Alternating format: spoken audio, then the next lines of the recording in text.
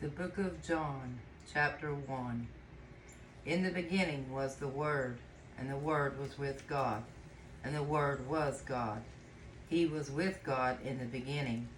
All things came to be through him, and without him nothing made had being. In him was life, and the life was the light of mankind. The light shines in the darkness, and the darkness has not suppressed it. There was a man sent from God whose name was John.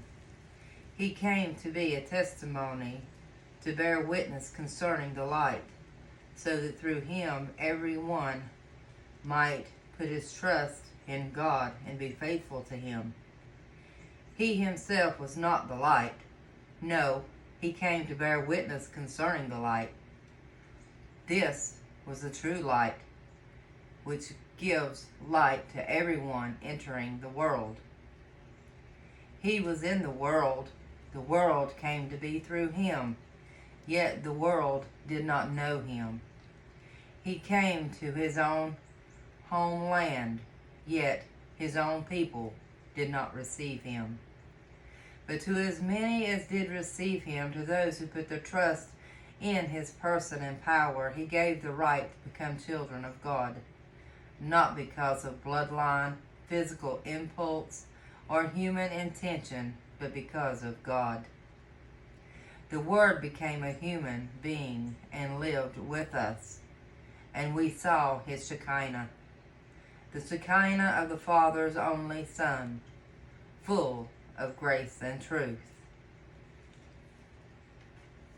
John 14:6.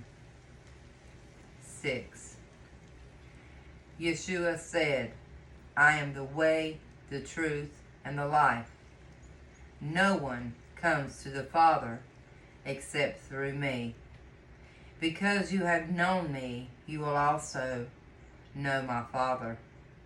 From now on, you do know him. In fact, you have seen him. Proverbs 30, verse 4. Who has gone up to heaven and come down? Who has cupped the wind in the palms of his hands? Who has wrapped up the waters in his cloak? Who established all the ends of the earth? What is his name? What is his son's name?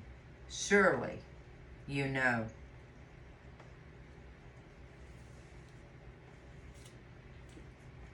Isaiah 53. Who believes our report? To whom is the arm of Adonai revealed? For before him he grew up like a young plant, like a root out of dry ground. He was not well formed or especially handsome. We saw him, but his appearance did not attract us. People despised and avoided him, a man of pains, well acquainted with illness, like someone from whom people turn their faces. He was despised. We did not value him. In fact, it was our diseases he bore, our pains from which he suffered. Yet we regarded him as punished, stricken and afflicted by God. But he was wounded because of our crimes, crushed because of our sins. The discipline that makes us whole fell on him. The disciplining that makes us whole fell on him. But by his bruises we are healed. We all like sheep went astray. We turned each one to his own way. Yet Adonai laid on him the guilt of us all. Though mistreated, he was submissive. He did not open his mouth. Like a lamb led to be slaughtered, like a sheep silent before its shearers, he did not open his mouth. After forcible arrest and sentencing, he was taken away, and none of his generation protested his being cut off from the land of the living. For the crimes of my people who deserved the punishment themselves, he was given a grave among the wicked. in his death he was with a rich man. Although he had done no violence and had said nothing deceptive, yet it pleased Adonai to crush him with illness, to see if he would present himself as a guilt offering. If he does, he will see his offspring, and he will prolong his days, and at his hand Adonai's desire will be accomplished. After this ordeal, he will see satisfaction. By his knowing pain and sacrifice, my righteous servant makes many righteous. It is for their sins that he suffers. Therefore, I will assign him a share with the great.